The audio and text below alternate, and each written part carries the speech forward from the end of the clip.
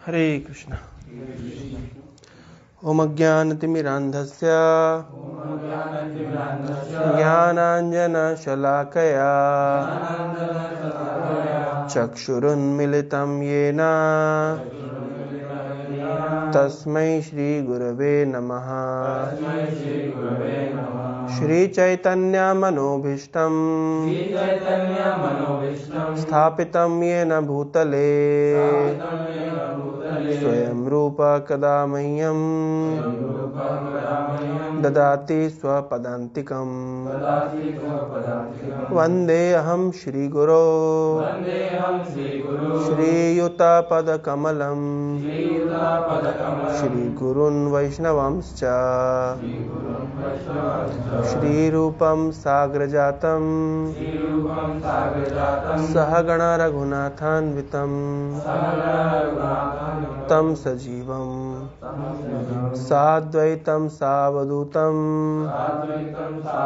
परिजनसहितं कृष्ण चैतन्य देवं श्री राधा कृष्ण पादान् सहगण ललिता श्री विशाखावितांश्च नमो विष्णुपादाय कृष्णपृष्ठाय भूतले श्रीमते भक्तिवेदांत स्वामिन् इति नामिने। नमस्ते सारस्वते देवे गौरवाणी प्रचारिणे निर्विशेष शून्यवादी पाश्चात्य देशतारिणे। जय श्री कृष्ण चैतन्य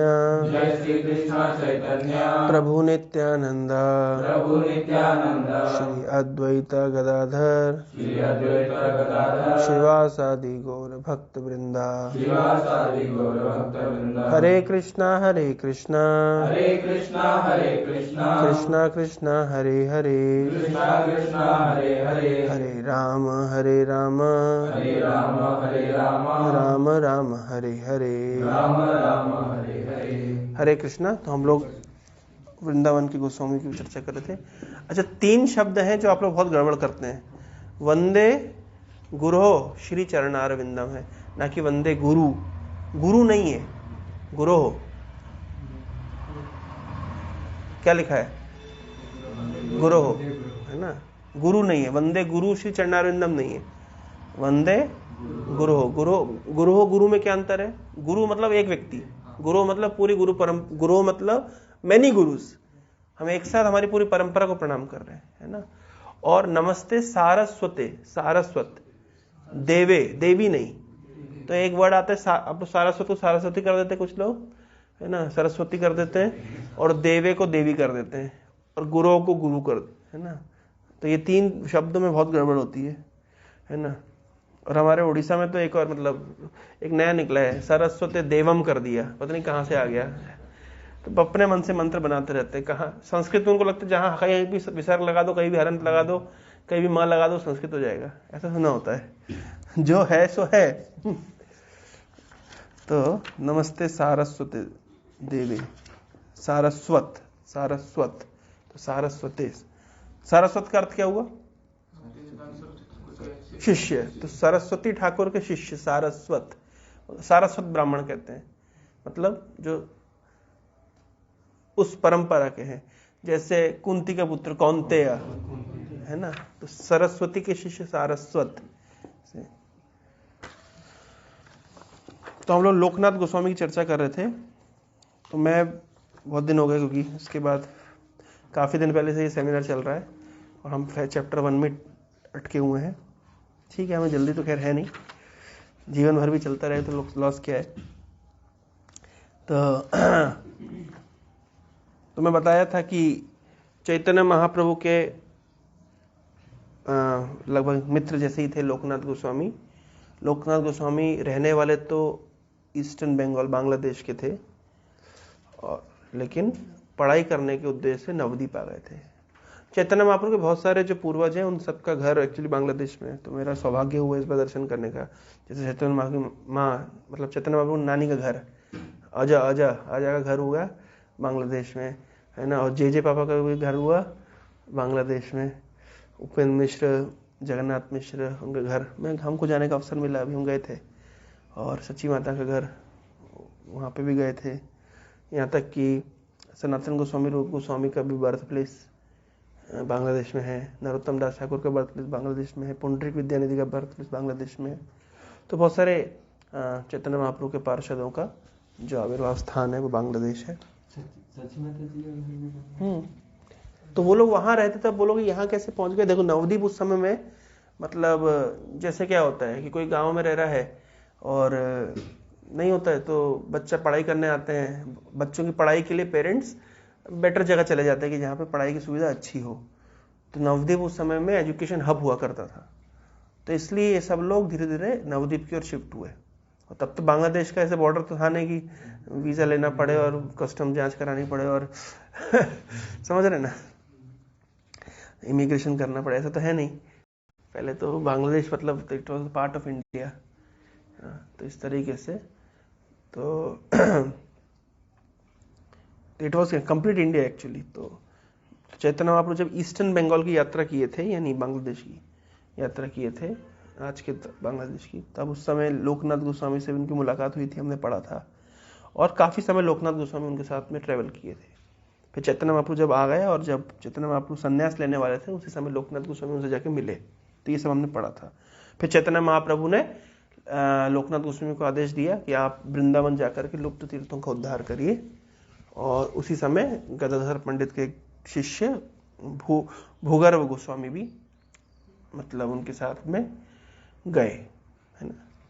तो भूगर्भ गोस्वामी, लोकनाथ गोस्वामी दोनों ही चैतन्य महाप्रभु के आदेश से वृंदावन की खोज के लिए निकल गए, वृंदावन के अंदर तीर्थों की खोज के लिए निकल गए, विलुप्त तीर्थों का उद्धार करने के लिए, है ना। और हमने ये भी सुना था कि विलुप्त तीर्थों का उद्धार करने के लिए, क्योंकि उस समय मुगल्स के अटैक के कारण बहुत डिस्ट्रॉय हो गया था, है ना। तो इस तरीके से जब वो वृंदावन पहुंच गए और वहाँ पे उन्होंने अपनी सेवाएं शुरू करी और उनको पता चला एक बार कि चैतन्य महाप्रभु दक्षिण भारत की यात्रा पे जा रहे हैं, तो चैतन्य महाप्रभु को दर्शन करने के लिए वो दक्षिण भारत गए, लेकिन मुलाकात नहीं हो पाई। महाप्रभु वृंदावन की ओर लौट गए। मतलब पहले वापस चैतन्य महाप्रभु 24 साल की उम्र तक नवद्वीप में लीला की है ना। उसके बाद में संन्यास लेकर के जगन्नाथपुरी आ गए। जगन्नाथपुरी में चैतन्य महाप्रभु उसके बाद 2 साल साउथ इंडिया की यात्रा पे गए, ठीक है। तो कितने हो गए? 24 साल प्लस ये 2 साल, 26 साल। फिर उसके चैतन्य वापस पुरी आए। उसके बाद चैतन्य महाप्रभु वृंदावन की यात्रा पे गए। तो वृंदावन की यात्रा के लिए एक बार गए, सक्सेसफुल नहीं हुए, रास्ते बीच में वापस आ गए। फिर दूसरी बार गए। इस तरीके से 2-3 अटेम्प्ट में उनने क्लियर किया एग्जाम वृंदावन जाने का, है ना। तो वृंदावन गए और मैं बताऊंगा कैसे क्या है। तो वृंदावन फिर दर्शन करके आए, लेकिन जब तक लोकनाथ गोस्वामी वापस वृंदावन पहुंचे पता चला महाप्रभु ऑलरेडी जा चुके हैं, तो उनकी मुलाकात नहीं हो पाई कुल मिलाकर के। लेकिन चैतन्य महाप्रभु उनको स्वप्न में दर्शन दे करके बोले कि अब मैं तुम्हारे साथ में हूँ हमेशा, तुमको जो मैंने सेवा दी तुम उस पर फोकस करो। क्या सेवा दी है? ये विलुप्त तीर्थों का उद्धार करो, खोजो ये तीर्थों को और उसको डेवलप करो। तो चैतन्य महाप्रभु टोटल 24 साल लीला किए, जिसमें से टोटल 48 साल लीला किए संसार में, 48 ईयर्स, जिसमें से 24 years he was in childhood pass times and गृहस्थ जीवन जिए।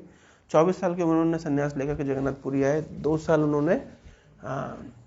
उन्होंने साउथ इंडिया की यात्रा करी। और तो 24 में से और 2 माइनस कर लीजिए, 22, है ना। और 18 ईयर्स चैतन्य महाप्रभु कंटिन्यूसली जगन्नाथपुरी में रहे। तो और माइनस कर लो, कितना हो गया? 6 साल, है ना।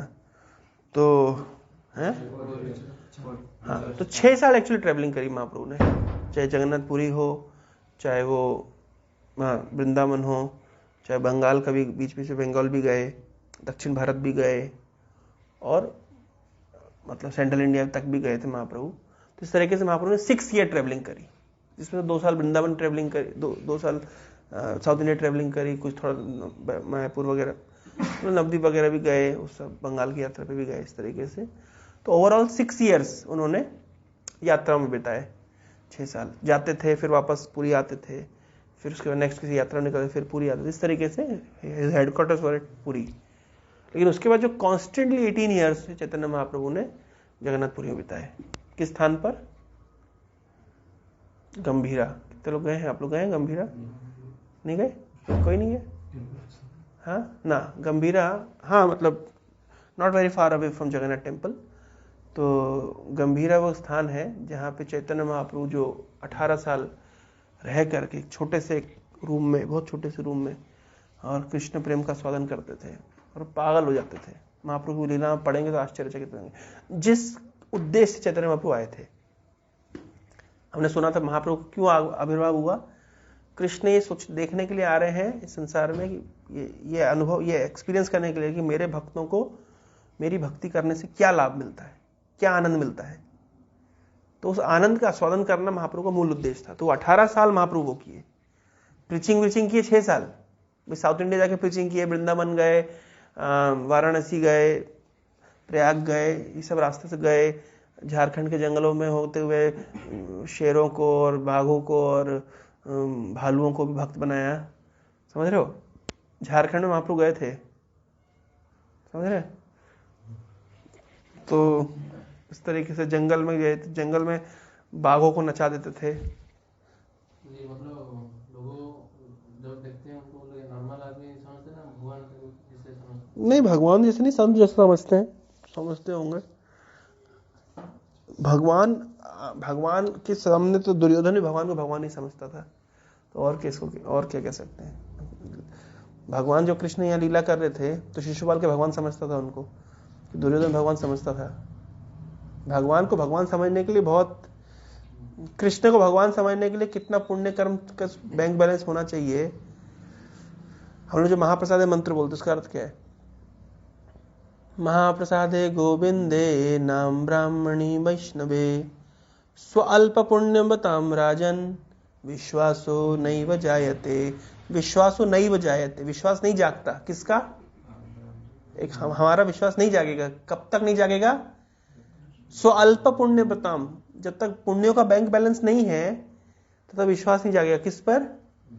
महाप्रसादे गोविंदे, गोविंद के महाप्रसाद में विश्वास नहीं जागेगा। नाम पे विश्वास नहीं जागेगा, है ना। ब्राह्मण पे विश्वास नहीं जागेगा, वैष्णव पे विश्वास नहीं जागेगा। कब तक नहीं जागेगा? जब तक पुण्यों का बैंक बैलेंस सफिशिएंट नहीं है तब तक विश्वासो नहीं जायते। जा धातु का अर्थ होता है जन्म लेना। विश्वास नहीं जन्म लेता। कब तक नहीं जन्म लेता?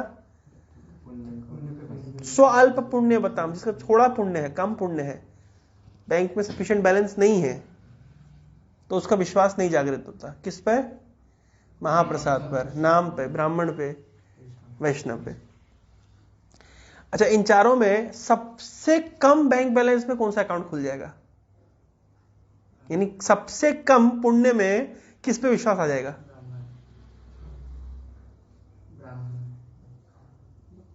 सबसे कम पुण्य है, बिल्कुल पुण्य नहीं है, उल्टा कह लीजिए पाप है, खूब भरा हुआ है, नाम पे आ जाएगा। तुम्हारा आ गया? क्वेश्चन समझ आ रहा है भाई? जैसे ग्रामीण बैंक में अकाउंट खोलने के लिए कितना लक्ष्मी चाहिए, कितना बैलेंस होना चाहिए? 0 रुपीज में। और एक्सिस बैंक में 10,000। तो एक्सिस बैंक में अकाउंट खोलने के लिए मिनिमम 10,000 रुपए चाहिए, और ग्रामीण बैंक में अकाउंट खोलने के लिए 0। तो पुण्य 0 है, तो महाप्रसादे गोविंदे नाम ब्राह्मणी वैष्णवे, इन सब में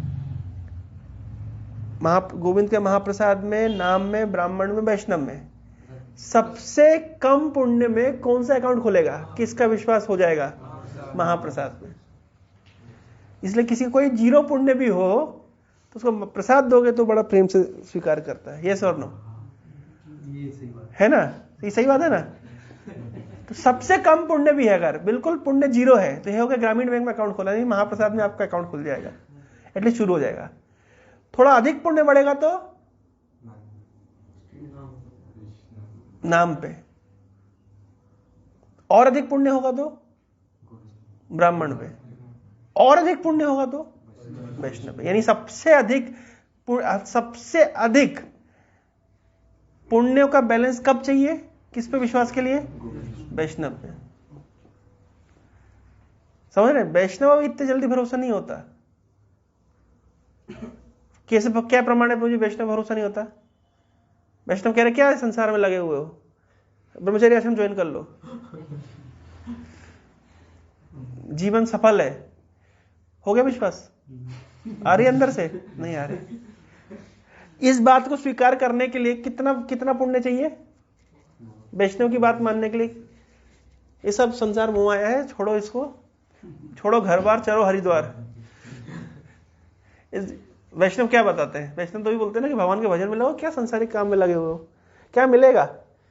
डिग्री मिल जाएगी, नौकरी मिल जाएगी, बाल बच्चे हो जाएंगे, शादी हो जाएगी, उससे होगा क्या? एकदम मरना है। जीवन का लक्ष्य क्या है? भगवान का भजन करो, है कि नहीं? अब वैष्णव की तो यही शिक्षा है। अब बताओ कितने लोग आप लोग मानने में तैयार हैं? समझ रहे? भगवान पे भरोसा एक बार को हो जाता है आदमी का, समझ रहे? नाम पे भरोसा हो जाएगा, प्रसाद पे भरोसा हो जाएगा, लेकिन वैष्णव पे भरोसा का मतलब वैष्णव की बात पे भरोसा। जो मृगारी था उसको नारद मुनि क्या बोले, क्या तुम ये हत्या कर रहे हो, इस प्रकार पाप कर्म कर रहे हो, इस काम छोड़ दो। तो बोला ये काम मैं छोड़ दूंगा तो जीऊंगा कैसे? बोले मैं हूं ना। इतना सरल था वो, जब भी पाप किया था इतना सरल था वो, नारद मुनि की बात मान गया। बोले क्या करना पड़े? नारद मुनि बोला पहले तो अपना धनुष तोड़ो, ये तोड़ के रख दो, ये नहीं रखना। तो उसने तोड़ दिया। उसको इतना भरोसा है कि नारद मुनि मेरा परिवार का पालन पोषण कर लेंगे।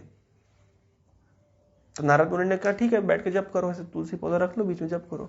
और नारद मुनि ने जाकर पूरे गांव में पब्लिसिटी कर दी कि देखो मृगारी कितना बड़ा भक्त हो गया, बैठ के जप कर रहा है। और नारद मुनि ट्रेनिंग दे दी, कोई भी कुछ ज्यादा भी देगा थोड़ा अपने काम का जितना उतना रखना, बाकी बांट देना। तो लोगों ने कहा अरे मृगारी इतना बड़ा पापी था, अभी भगवान का भक्त हो गया, नाम जप कर रहा है। सब देखने जा रहे थे उसको। और कोई जब साधु को देखने जाता है तो क्या करता है, कुछ फल फूल लेकर के जाता है, कुछ लेके जाता है।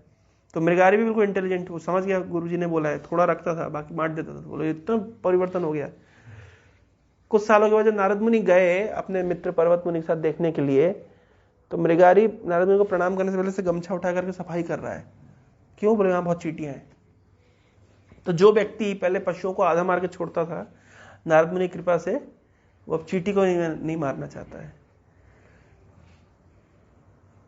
तो भगवान का भजन करने से जीवन निर्वाह हो जाता है, पालन पोषण हो जाता है, इसमें कोई संदेह नहीं है। इसलिए साधु लोग बोलते हैं कहाँ लगे हो सब चक्करों में, भगवान का भजन करो, इसको ज्वाइन कर लो, जीवन खुशी से रहोगे। लेकिन भरोसा आता है क्या इतनी जल्दी? नहीं आता भरोसा। आ रहा है क्या भरोसा? नहीं आता ना। तो वही तो बोल रहे हैं, तो जब पुण्यों का बहुत अधिक बैंक बैलेंस होगा, है ना, या तो कोई गुरु वैष्णव की बहुत बड़ी कृपा होगी। दो ही चीज है, आपका बिल्कुल 0 बैंक बैलेंस है, लेकिन एक्सिस बैंक वालों ने आपको कृपा करके खुलवा देंगे अकाउंट, तो खुल जाएगा, है ना।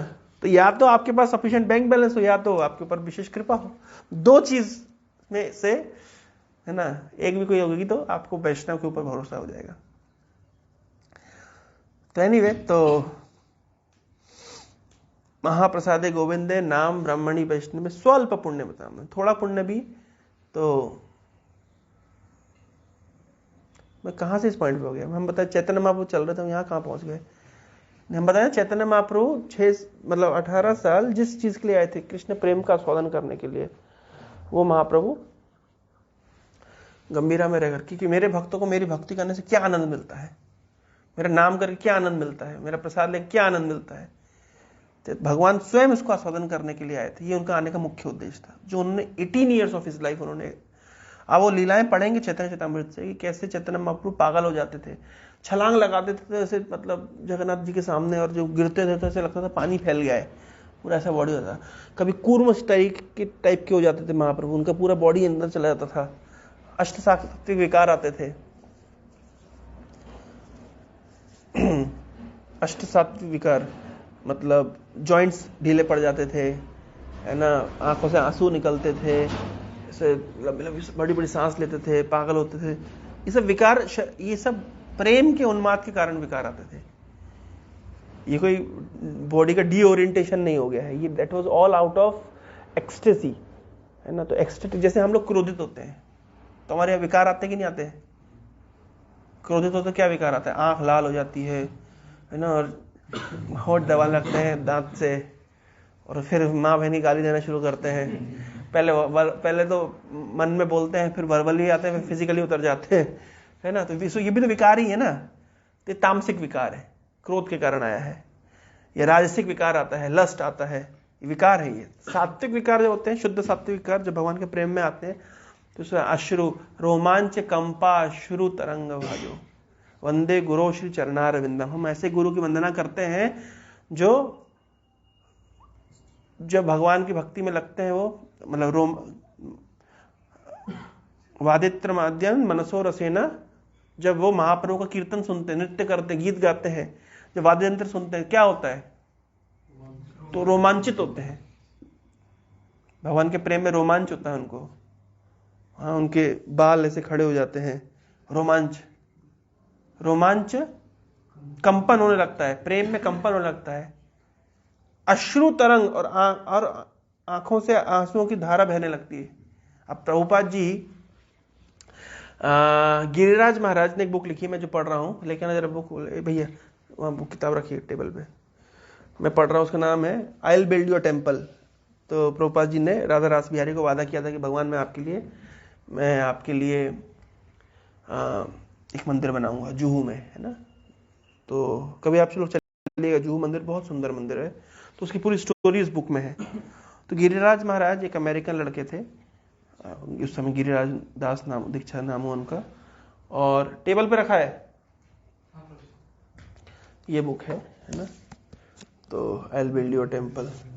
तो इसमें तो गिरिराज प्रभु जब उस समय उन्होंने पूरी स्टोरी लिखी, कैसे प्रभुपाद ने लैंड एक्वायर किया और कैसे उसमें कंस्ट्रक्शन हुआ, क्या क्या स्ट्रगल्स आए। पूरा अच्छा, एक बहुत अच्छा बुक है ये, बहुत सारे। तो जब गिरिराज प्रभु, ये बहुत बड़े मल्टी बिलियनियर व्यक्ति के पुत्र थे, मतलब खुद करोड़पति अरबपति व्यक्ति की संतान थे, इकलौती संतान अमेरिका में। लेकिन ये प्रभुपाद जी के आंदोलन में जुड़े तो इन्होंने सब कुछ छोड़ के प्रभुपाद जी को ज्वाइन कर लिया।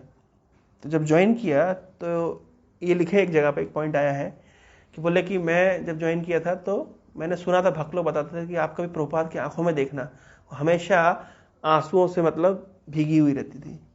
तो गिरिराज महाराज लिख रहे कि जब मैं पहली बार प्रभुपाद का साक्षात्कार करने के लिए गया, मैं उनके रूम में, मैं उनकी आंखों में झांक के देखा, क्योंकि मैंने सुना था, मैंने देखा, हाँ प्रभुपाद की आंखों में ऐसा एक हमेशा एक मतलब समझ वेटनेस है, हमेशा भगवान की श्रुत है, अश्रु तरंग भाजो वंदे गुरु श्री चरणार विंदम। तो हम ऐसे गुरु की वंदना करते हैं जिसकी आंखों में हमेशा भगवान प्रेम के लिए आंसू भरे रहते हैं।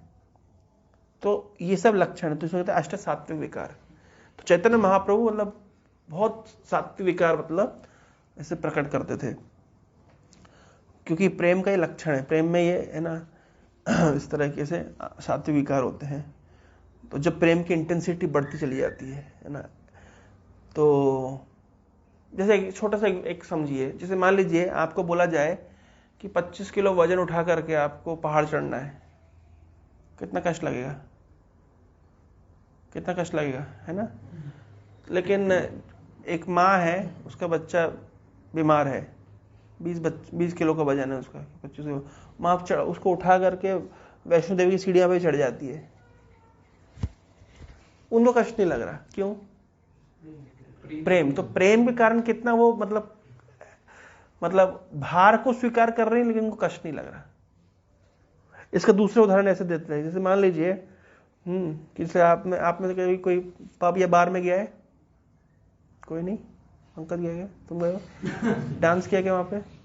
गर्लफ्रेंड के साथ, दोस्तों के साथ, सहेलियों के साथ? नहीं। फिर एग्जाम्पल सामान्य समस्या होगी, है ना। अगर आप कोई डांस करता है तो फिर बढ़िया है ना, डांस करो, फिर क्या करो, मूवी स्टाइल में अपनी गर्लफ्रेंड को उठा करके ऐसे हाथ में ले करके आप चल सकते हो, है ना। तो कम से कम 40 किलो का वजन होगा गर्लफ्रेंड का, उससे कम तो नहीं होगा, 40-50 किलो, है ना। लेकिन आपको बोला जाए सिलेंडर उठा के लेके आना, जब 14 किलो का नीचे से ऊपर, तो प्राण निकल जाएगा है। आप समझ रहे हैं? तो वहां पे कहां से इतनी एक्सटेसी आ रही है? पॉइंट समझ रहे हैं? वजन की बात नहीं है, बात है एक्सटेसी कहां से आ रही है? मतलब अलग ही एक फीलिंग आती है ना उसमें, है। तो इसका अर्थ क्या है? इसका मैं क्यों बताना चाह रहा हूं, आप सात्विक विकार क्या होता है, थोड़ा सा एक झलक दिखाना चाह रहा हूं कि बॉडी के बियॉन्ड व्यक्ति काम, बॉडी की लिमिटेशन के ऊपर उठकर भी व्यक्ति कुछ करता है। जैसे प्रभुपाद जी अगर केवल 2 घंटा सोते थे और बाकी समय पूरा समय परिश्रम करते थे, लिखते थे ग्रंथों को, भक्तों गाइड करते थे, कितना कुछ करते थे, तो ये तो बॉडी की लिमिटेशन, बॉडी की लिमिट से बहुत आगे बढ़ गए ना। कैसे बढ़ गए? ये भी तो एक विकार ही है ना, पॉजिटिव नेगेटिव। भाई बॉडी की एक क्षमता है, तो उस क्षमता से कम बॉडी परफॉर्म कर रही है, वो भी एक विकार है, वो नेगेटिव विकार है। उस क्षमता से कई गुना अधिक कर रही है, वो भी तो आप एक विकार बोलेंगे, लेकिन वो पॉजिटिव विकार है। तो इसका मतलब क्या है कि बॉडी एक्चुअली में बहुत कुछ फिजिकल डायमेंशन के परे है हमारा। जैसे मान लीजिए अगर आपका मन अच्छा नहीं है तो आप शरीर स्वस्थ होने पर भी आप कुछ नहीं कर पाएंगे। मन अच्छा है तो हमने ऐसे ऐसे लोगों को देखा है जिनका ट्रेन में एक्सीडेंट हो गया, दोनों पैर कट गए, वो नकली पैर लगा करके फुटबॉल खेल लिए कि स्विमिंग कर लिए, हुए ना ऐसे लोग, पहाड़ चढ़ गए। हाँ, तो वो क्षमता कहां से आ रही है? वो शरीर से आ रही है कि मन से आ रही है? मन से आ रही है ना। तो मन से आने वाली क्षमता में इतना बल है, आत्मा से जो क्षमता आती है फिर कितना बल होगा, और जब भगवत प्रेम से वो क्षमता मिल रही है उसका कितना बल होगा, समझ लीजिए। जस्ट मैं इसको जीव को में बताते हैं, जैसे हम प्रमाण कहते हैं ना, अलग अलग तरह के प्रमाण, तो अलग अलग प्रकार के प्रमाण होते हैं। आप लोगों ने सुना होगा शब्द प्रमाण, प्रत्यक्ष प्रमाण, अनुमान प्रमाण। केवल 3 नहीं है, 14 प्रकार के प्रमाण बताए गए। उनमें से एक प्रमाण होता है कि कंपेयर करके आप चीजों को समझिए। भाई आप नहीं जानते कि अष्ट सात्विक विकार क्या है, क्रोध का विकार क्या है, तो आप जानते हैं? भाई आपको नहीं पता कृष्ण प्रेम किसको कहते हैं, ठीक है, आपको नहीं पता कृष्ण प्रेम। हमारे जीवन का लक्ष्य क्या है? कृष्ण प्रेम प्राप्त करना। हरि नाम 10 नाम प्राप्त करना क्या बोलते हैं? To have the desired success Krishna Prem. तो desired success is Krishna Prem. अब आपको कैसे पता कृष्ण प्रेम क्या है? आपको कृष्ण प्रेम का कोई अनुभव नहीं है, हाँ, लेकिन आपको यह अनुभव कि जब हृदय जलता है तो कैसे जलता है। भाई आपका दोस्त आपसे आगे निकल गया, सपोज करिए, कुछ दिन पहले लड़का मुझे कॉल किया, मैं बांग्लादेश में था, मुझे मैसेज किया, तो मैंने कहा भाई क्या हो गया, बहुत दुखी है। बोले मुझे ब्रेकअप हो गया। मैंने कहा अच्छा दुख, ये दुख है? बोले नहीं, बात दुख इतना नहीं है, बोले गर्लफ्रेंड मुझे छोड़कर मेरे दोस्त के साथ चली गई। वो जो अंदर से आग निकल रही है बेचारे की, वो जो तपन अनुभव कर रहा है, आप समझ रहे हैं आप यार? वो तो अब आपको कृष्ण प्रेम का अनुभव नहीं है, लेकिन आपको हृदय के ताप का तो अनुभव है। जब ईर्ष्या जलाती है, जब काम जलाता है, जब क्रोध जलाता है, इसका तो अनुभव है। तो फिर कृष्ण प्रेम क्या है? वो कृष्ण प्रेम एक ऐसी औषधि है जो इन सबको बिल्कुल शीतल कर देगी। कितने भी आग आपके हृदय में जल रही है, लेकिन अगर भगवान की भक्ति का रस आपको मिलेगा तो वो शीतल हो जाएगी। अब आप समझिए कि व्हाट इज कृष्ण प्रेम। तो ये भी एक तरह का प्रमाण है कि आपको वो चीज नहीं पता है, पर उसके एब्सेंस के बारे, उसके एब्सेंस आपको पता है। तो उसे अगर आपको जब वो कृष्ण प्रेम मिल जाएगा तो आप सारे संसार के कष्टों से ऊपर उठ जाएंगे, सब प्रकार के। तो आपको कृष्ण प्रेम का अनुभव नहीं है, लेकिन आपको किस चीज का अनुभव है? कष्टों का तो अनुभव है। जैसे मेडिसिन की जो वैल्यू है वो कैसे पता चलती है? भाई आप कितनी अधिक बीमारी में, बहुत बीमारी में है, और आप बहुत अच्छे डॉक्टर के पास गए, बहुत पैसा खर्चा किया आपने, उसने एक दवाई दी, एक मेडिसिन दी। होती है ना कभी कभी कुछ कैंसर की मेडिसिन होती है, एक एक गोली 2-2, 4-4 हजार रुपए की होती है। वो पेशेंट कितनी श्रद्धा के साथ उसको ग्रहण करेगा? क्यों? क्योंकि उसको दवाई का बल नहीं पता है, या उसको दवाई से लेकिन उसको अपनी बीमारी का कष्ट पता है, और उसे यह पता है कि यह दवाई मेरी बीमारी को समाधान कर सकती है, तो इसलिए उसको दवाई की वैल्यू पता है। तो उसी प्रकार से हमें कृष्ण प्रेम नहीं पता है, लेकिन हमें संसार का कष्ट तो पता है। इसलिए जिन लोगों को संसार में कष्ट मिलता है वो भाग्यशाली है। प्रभुपाद लिखे हैं कई पर्पट्स में, दे आर फॉर्चुनेट। क्यों, कम से कम वो उनको दुख और कष्ट का तो अनुभव है। अब आप बोलो नहीं प्रभु जी ऐसा तो बहुत सारे लोग कष्टों का अनुभव लेकिन कृष्ण भक्ति को नहीं मुड़ते हैं, वो जानवर है। क्यों? क्योंकि जानवर इतना इग्नोरेंट है कि उसके सामने बकरी कट रही है और वो घास खा रहा है, उसे नहीं पता कि अगली बारी मेरी है, मेरी खाल उधेड़ लेंगे, मजे में घास खा रहा है, सो इग्नोरेंट। तो इतना कष्ट, संसार कष्ट भोगने के बाद ही व्यक्ति माला नहीं पकड़ता, हरे कृष्ण नहीं जपता, गीता नहीं उठाता, इसका अर्थ क्या है? वो मनुष्य है ही नहीं, वो पशु है। क्योंकि अगर मनुष्य होता तो थोड़ा तो विचार करता ना, समझ आ रहा है? अगर मनुष्य होगा तो विचार करेगा ना। अगर मनुष्य के सामने लाइन लगी हुई है, एक एक कटता जा रहा है, मैं लाइन में लगाऊं, मेरे से पहले तुम कट गए, मेरी हालत क्या होगी? है मतलब भागेंगे, चीखेंगे, चिल्लाएंगे। मतलब हम अवेयर है कि भैया आदमी कट रहे हैं यहां पे, लेकिन जानवर अवेयर नहीं है। जानवर अवेयर नहीं होता है। जानवरों में गाय अवेयर होती है, थोड़ी सी कॉन्शियसनेस बेटर होती है, पता है आपको?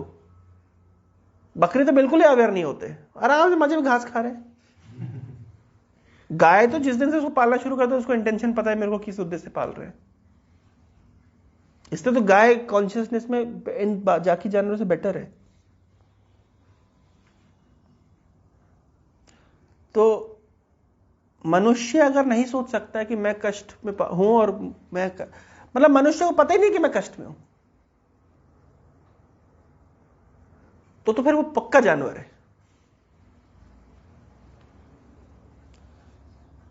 तो जब जिसको पता ही नहीं कि मैं कष्ट में हूं, तो फिर वो कष्ट का समाधान क्यों करेगा?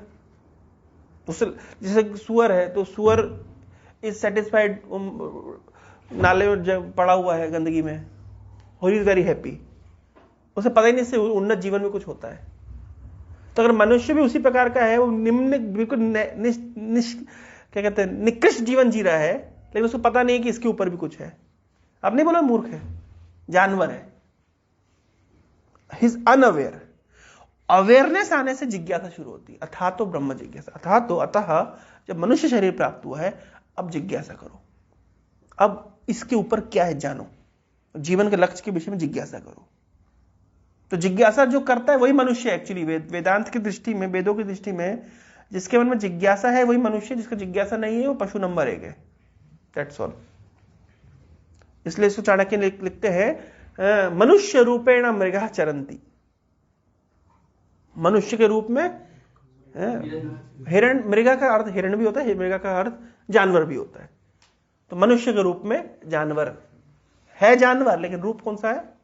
मनुष्य। That's all. मनुष्य रूप में मृगा चरन्ति। तो जीव गोस्वामी एग्जांपल दिए कि हम कोई चीज की प्रेजेंस को हम उसके एब्सेंस में अनुभव कर सकते हैं। That is also one kind of प्रमाण।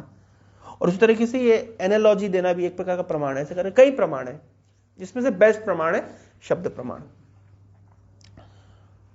तो इस प्रकार के चैतन्य महाप्रभु को अष्ट सात्विक विकार आते थे। तो हमें अष्ट सात्विक विकारों का अनुभव नहीं है, लेकिन हमें तामसिक विकारों का अनुभव है, राजसिक विकारों का अनुभव है। जैसे कभी कभी राजसिक भावना ऐसी ज्वलंत होती है हृदय में, काम वासना इतनी प्रबल होती है, कितने लेक्चर सुन लिए, कितनी मालाएं जप ली है, कितना मौन प्रोग्राम कर लिया, लेकिन जब काम वासना आती है, आवृतम ज्ञानम एतेन ज्ञान नित्य बैरिणाम काम रूपेण कौन्तेय दुष्पूर्ण न लेना चाह, सारा ज्ञान आवृत हो जाता है अनुभव नहीं है, अनुभव नहीं है। सब कोई बोल नहीं सकता उसको अनुभव नहीं है। ऐसा फीलिंग आता है तो फिर करना क्या चाहिए? क्या समझ? वो तो करना तो क्या हरे कृष्ण ही चाहिए करना तो अलग से कुछ और नहीं है। सारी समस्या का समाधान है हरे कृष्णा थॉट जो चलता है ऐसे प्रैक्टिकल तो कभी होगा नहीं, लेकिन थॉट जो चलता है उसको रोकने के लिए हरे कृष्णा उसके मुंह में याद आता नहीं होगा। हाँ वही तो बता रहे हैं, वही चर्चा का विषय चल रहा है कि मतलब एक्चुअली देखिए एक बात ध्यान रखिए, ये सब चीज हम जो बोलते हैं ना, काम आता है, क्रोध आता है, उस मोमेंट में कैसे रोकेंगे? उस मोमेंट में ब्लेसिंग से रोकेंगे, और कोई तरीका नहीं है। इसलिए उस मोमेंट की तैयारी हमें पहले से करनी चाहिए। जो वैष्णवों के हमको ब्लेसिंग्स, हम जो अभी हम इकट्ठा कर रहे हैं ना, ये हमारा अकाउंट भर रहे हैं ब्लेसिंग्स से, सेवा करते हैं, धीरे धीरे धीरे धीरे आप आपको पता है ये उस मोमेंट पे, जिस मोमेंट में आप सबसे बड़ी समस्या में फंसने वाले होंगे, उस मोमेंट में काम दे जाएगा। मैं एग्जांपल दे रहा हूं, अभी कल परसों की घटना है, दिल्ली की घटना है। होटल में झगड़ा हुआ, हस्बैंड वाइफ थे, ये कौन थे भगवान जाने। वाइफ को कार में बांध करके 12 किलोमीटर चला करके उसको मार डाला।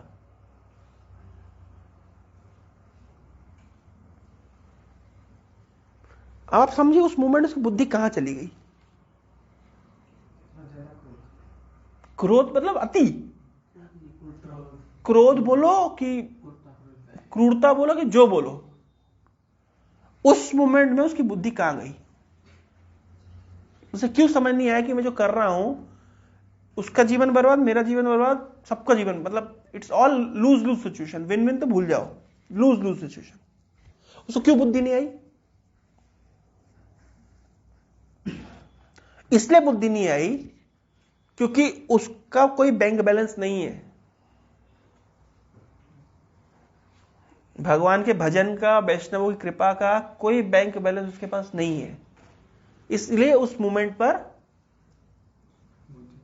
कोई बुद्धि नहीं आई। बुद्धि देने वाला कौन है? मत्ता स्मृति ज्ञानम अपोहनम चा। आप यकीन बता रहा हूं, आप भगवान का भजन कर रहे हैं, नाम जप कर रहे हैं, आप कुछ गलत काम करने जाएंगे, अब याद रखिएगा, आप गलत काम करने के लिए कितना इंटेंशनली भी जाएंगे, क्योंकि आपने भजन किया है ना, वो एक मोमेंट में भगवान आपको कहीं ना कहीं से बचा देंगे। मैं नहीं कह रहा आप चैलेंज लेके जाओ, अरे वैसे अब तो ये अलग भी होगा, आप तो कैसे बचाए मैं देखता हूं। मैं तो चाकू लेकर इसको मारूंगा, है शक्ति को मैं चाकू लेकर के मारूंगा, देखता हूं भगवान बचाते कि नहीं बचाते। ऐसा नहीं मैं कह रहा, मैं कह रहा हूं कि ऐसा कई एक्सट्रीम मोमेंट में होता है कि आपके भजन का जो बैंक बैलेंस है, आपके जो वैष्णव कृपा का बैंक बैलेंस है, उस समय भूल जाता है। उस समय वो बोलता है नहीं, बाद में तुरंत आपको स्मरण आ, मैं क्या करने वाला था। अब जो रेप केस होते हैं, आप देखिए कितने तो रेप होते हैं, एक दिन में 100 रेप होते हैं भारत में।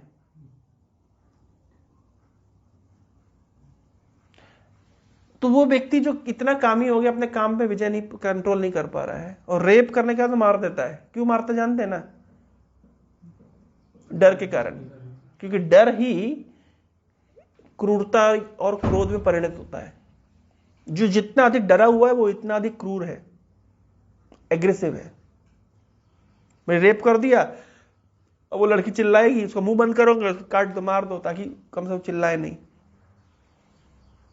हम लोग जो इस्लामिस्ट टेररिस्ट एक्सट्रीमिस्ट देखते हैं, ये जो इतने एग्रेसिव हैं, they are more aggressive just because they are more fearful of God. डरे हुई जनता है, डरे हुए हैं, इसलिए वो एग्रेसिव है। जो निडर होता है वो एग्रेसिव नहीं होता है।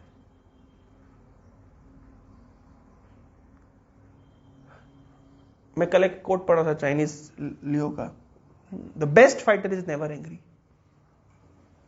जो अच्छा जो लड़ाकू होता है वो एंगर से काम नहीं करता, क्योंकि एंगर में तो इंटेलिजेंस जाम हो जाती है, तो फाइट कैसे करेगा। ये जो WWE वाले होते हैं, ये एंगर दिखाते ही एंगर होते नहीं है, ट्रिक्स जानते हैं। जो वो होते हैं ना, जो उसमें खेलते हैं, क्या बोलते हैं उसको, नहीं नाम नहीं बोल रहा मैं, ये बोल रहा हूँ जो हमारे यहाँ, अरे रेत वेत डाल करके कुश्ती में है ना, तो कुश्ती वाले क्या लगता है, जो अलग ट्रिक करते हैं, या जो कुंफो कराटे वाले, वो एंगर, उनको एंगर कंट्रोल करने की शिक्षा दी गई है। क्यों? आप एंग्री हो जाओगे, आप बुद्धि खो दोगे, तो आप लड़ोगे कैसे? लड़ने के लिए स्ट्रेंथ कम चाहिए, और फिजिकल और मेंटल और इमोशनल और इंटेलेक्चुअल स्ट्रेंथ ज्यादा चाहिए। वो तो क्रोध आ गया तो जाम हो जाएगा ना, वो तो फिजिकल स्ट्रेंथ करेगा क्या? कुछ रूल्स होता है, उनको फॉलो करना पड़ता है, कुछ रूल्स होता है, फॉलो करना पड़ता है। हाँ, मतलब कुल मिला के you can not become angry, you need to control your emotion. Emotion control होना जरूरी, नहीं तो आप बेस्ट परफॉर्मेंस नहीं कर सकते। कोई क्रिकेट मैच में आपने देखा कि आपकी पारी में बार ज्यादा विकेट हो गए हैं, अब आप गए बैटिंग करने के लिए, तो आप गुस्से में जाएंगे तो क्या आप इंटेलिजेंटली खेल पाएंगे? नहीं ना। तो आपको तो अपने इमोशंस के ऊपर कंट्रोल करना ही पड़ेगा, ये तो सीखना ही पड़ेगा। तो वो जो व्यक्ति जो रेप कर दिया, रेप करने का मर्डर किया, क्योंकि अपने क्रोध को कंट्रोल नहीं कर पाए, क्योंकि डर को, क्रोध नहीं था, ये भय था, भय था। चलिए अब मुझे बात बताइए, तो वो क्यों नहीं उसको कंट्रोल नहीं कर पाया उस समय अपने लस्ट को? क्योंकि उसने कोई आध्यात्मिक ज्ञान का उसके पास विजडम नहीं है, कोई भजन या कोई तपस्या का बल नहीं है, तो जिस मोमेंट में वो फेल हो गया। अब मुझे बताओ कि आप कितना अधिक भी पढ़े लिखे हो, कितना अधिक आपकी अच्छी आपकी सैलरी है, नौकरी है, आप व्यापारी है, कुछ भी है, आपके से हाथ से ऐसी कोई घटना हो जाए, आप लस्ट के प्रभाव में आकर के किसी का रेप कर दिए, क्रोध के प्रभाव में आकर किसी का मर्डर कर दिए, ग्रीड के प्रभाव में आकर आप करप्शन कर दिए, आप मुझे बताओ आपके कैरियर का क्या होगा? आपके जीवन भर की पढ़ाई लिखाई मेहनत का क्या हुआ? एट द एंड पानी। तो आप मुझे बताइए ये ज्ञान की आवश्यकता है कि नहीं है? समझ रहे हैं? जो बोलते हैं भाई मैं तो अभी कैरियर पे फोकस करूंगा, तुम करो कैरियर पे फोकस, पर तुम्हारे पास ये ज्ञान नहीं होगा, तुम्हारी चलेगी गाड़ी? थोड़ा इतना छोटा सा बुद्धि तो लगाना पड़ेगा ना। सब कुछ है, पैसा है, बल है, सामर्थ्य है, सौंदर्य है, कोरोना हो गया, सांस नहीं ले पा रहे। वो आता है ना ऐसे मेम बनता है, मेम, तो उसमें से मेम में नहीं देखा, उसमें वो एक एस्ट्रोनॉट धरती के बाहर जाके बोल रहा है I can not see God here, तो जेवियर कहता है first remove your helmet and then you'll see.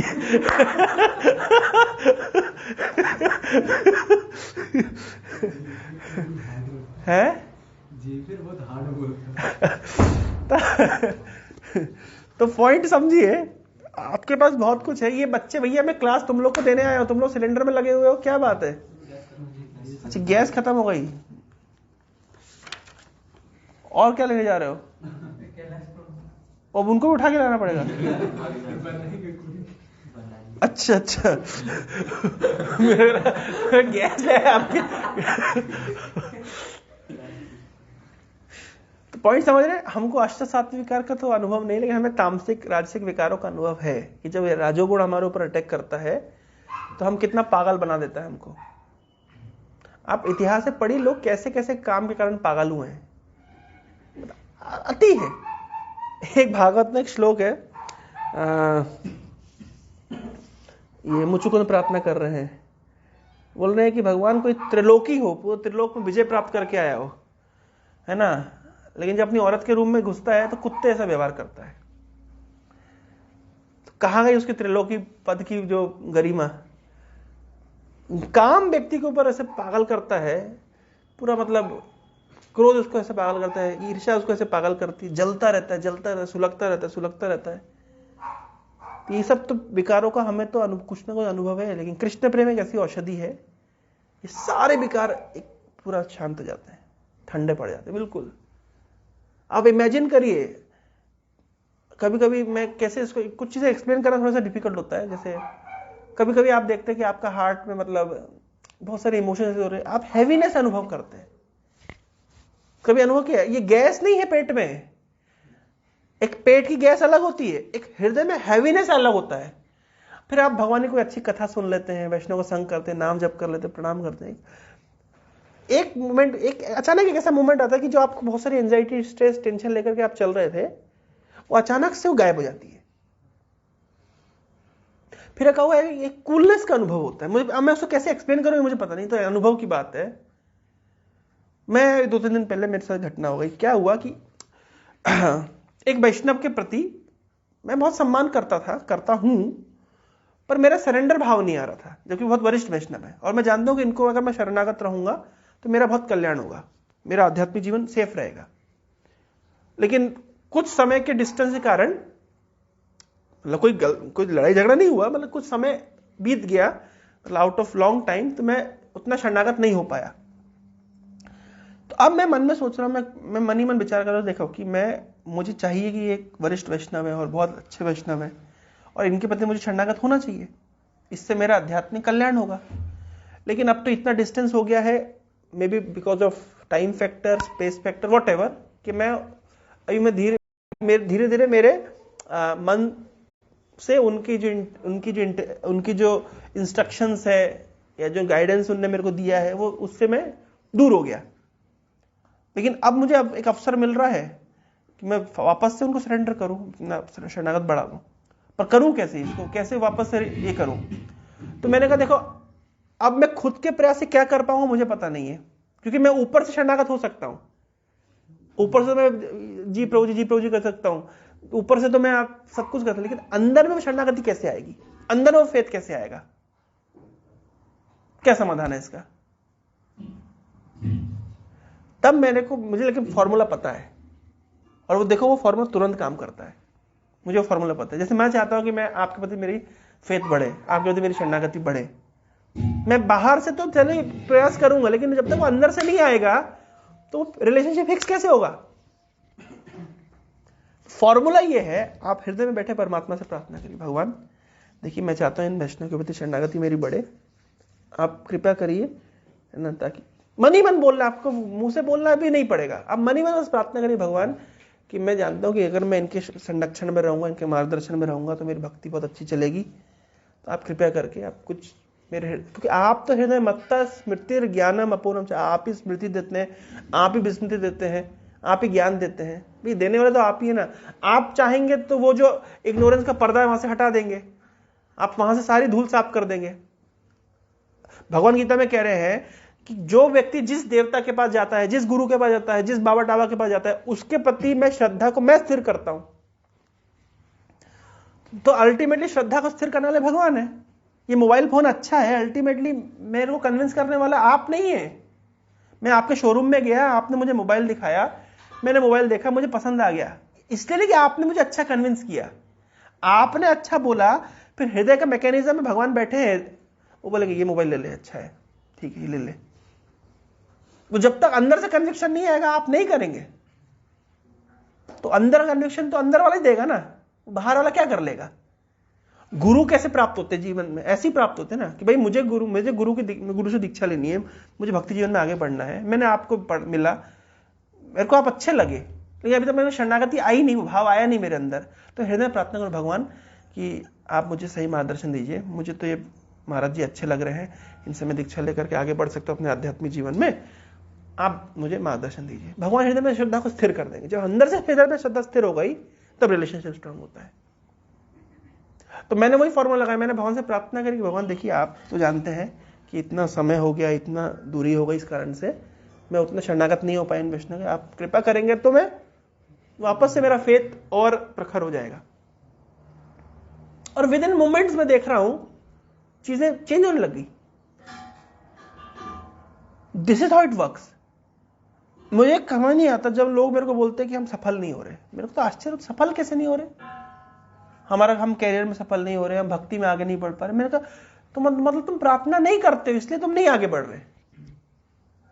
तुम कभी हृदय में बैठे हो भगवान से बात कर रहे हो, भगवान है ना, मैं माला जप कर रहा हूं, रुचि नहीं आ रही है, मैं सेवा कर रहा हूं लेकिन ठीक से नहीं चल रहा है, कि मेरा कैरियर मेरे को इतना टॉर्चर कर रहा है कि मैं आपके लिए समय नहीं निकाल पा रहा हूं। देखिए जो व्यक्ति बोलता है कि मेरे पास भक्ति के लिए समय नहीं है, मैं बहुत प्री ऑक्यूपाइड हूं, मेरे बहुत सारे असाइनमेंट है, बहुत सारे ट्रेनिंग प्लेसमेंट दिस दैट दाइबा चल रहा है, वो व्यक्ति झूठ बोल रहा है। इसलिए झूठ बोल रहा है क्योंकि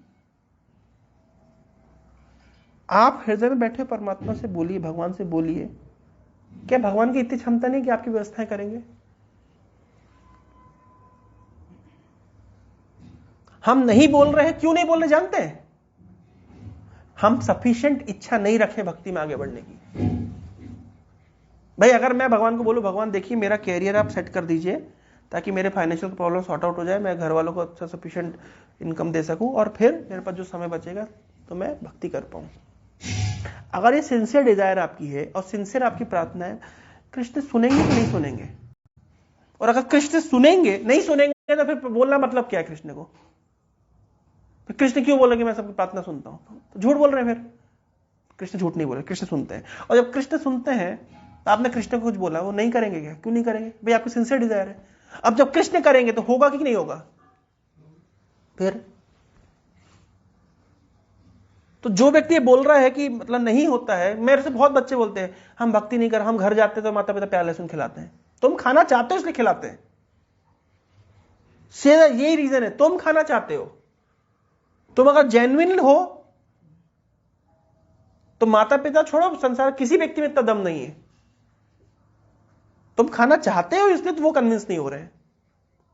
अगर तुम चाहते कि भगवान देखिए मैं तो बहुत बड़ी मुसीबत में फंस गया हूं, मैं प्याले से कैसे खाऊंगा, मैं आपकी भक्ति कर रहा हूं, मैं कंठी माला डाला है, मैं नाम जप कर रहा हूं, मैं दीक्षा लेना चाहता हूं, तो माता पिता कैसे कन्विंस होंगे? अरे तुम हृदय में बैठे परमात्मा से बात करो, वही परमात्मा उनके हृदय में बैठे हुए हैं, उनको कन्विंस करेंगे।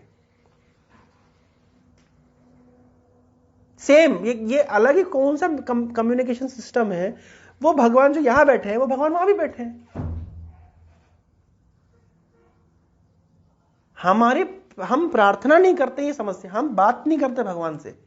हम अभी भगवान को बहुत आउटवर्ड हम देख रहे भगवान यहां है। अच्छा यहां भी नहीं है, बताइए हम में से कितने लोग वहां जाके प्रार्थना करते हैं?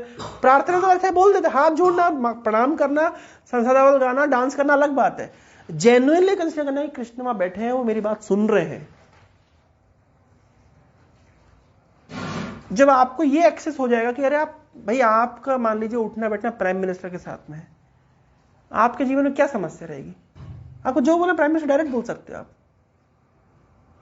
तो भगवान तो कितने बड़े राजाधिराजाओं के राजा है,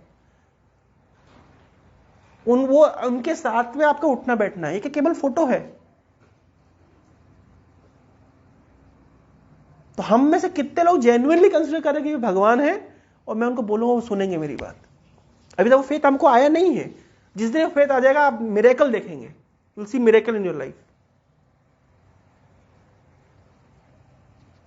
जो व्यक्ति मेरे को ऐसे जवाब देता है प्रभु जी मेरी भक्ति नहीं हो रही because these are the factors, nonsense, झूठ बोल रहा है। भागवत में लिखा है भक्ति नहीं हो रही, भक्ति को बाहर का कोई फोर्स रोक नहीं सकता। अहेतु की अप्रतिहता, प्रतिहत नहीं कर सकता कुछ। कोई व्यक्ति अगर ये बोल रहा है कि मेरी भक्ति बिकॉज ऑफ दीज रीजंस नहीं हो रही है, तो ये बिल्कुल झूठ बोला। मतलब केवल उसका कारण है ही इज नॉट सफिशिएंटली इंक्लाइंड, उसकी डिजायर स्ट्रांग नहीं है। कोई व्यक्ति बोला मेरी डिजायर भी स्ट्रांग है फिर भी नहीं हो रही, झूठ बोल रहा है, नहीं हो सकता। ये शास्त्र के अगेंस्ट में चली जाएगी बात। तुम्हारी डिजायर को सेंक्शन करने वाले कृष्ण है, कृष्ण व्यवस्थाएं करते हैं। मैंने आज तक अपने जीवन में ऐसा नहीं देखा कि मैंने कुछ डिजायर करी हो कृष्ण के निमित्त और वो अनफुलफिल्ड रह गई हो, वो पूरी ना हुई हो। इसलिए due course of my practice में समझ गया हूं भैया कृष्ण मिरेकुलस है, ये सुनते हैं, ये करते हैं। इसलिए अब मेरा फेथ पहले के कंपैरिजन काफी बढ़ रहा है। भाई नया आदमी भी 16 माला करता है, 20 साल पुराना आदमी भी 16 माला करता है, 40 साल पुराना आदमी 16 माला, क्या अंतर है? 16 माला सेम है। क्वांटिटी का अंतर नहीं है, अंतर है फेथ का। जो नया भक्त होता है वो भक्ति करता है लेकिन उसको पता है फेथ नहीं, कृष्ण मेरी बात सुन रहे हैं, मैं कृष्ण बात उनसे बातचीत कर सकता हूं। लेकिन पुराने आदमी को ये फेथ हो जाता है, जो सही से भजन किया हो उसका फेथ होता है कृष्ण मेरे से बात कर रहे हैं, गीता के उपदेशों के माध्यम से वो मुझे इंस्ट्रक्शन दे रहे हैं, माला जप के माध्यम से वो मेरे से बात कर रहे हैं, हृदय में बैठ के मेरी बात सुन रहे हैं, मुझे देख रहे हैं, मैं उनसे, he is accessible to me. ये faith, he is accessible, he is not very far away, he is very close. ये जब फेथ आपको आ जाएगा, बताइए मुझे आपके लिए क्या संभव है?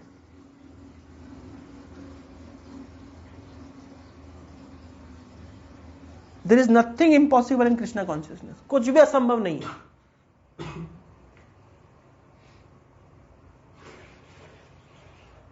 पॉइंट समझ रहे हैं? तो ये चीज हमको देखना पड़े, यही चीज हमको बढ़ानी है। कृष्ण इज एक्सेसिबल, क्या नहीं हो सकता मुझे बताइए। मैं अपने जीवन में बताता हूं, जो मैं जितना वो छोटा मोटा अनुभव किया, मेरे माता पिता कृष्णा कॉन्शियसनेस के लिए फेवरेबल नहीं थे शुरुआत में। मैं डिटरमिनेट था, नहीं मुझे तो भक्ति करनी है।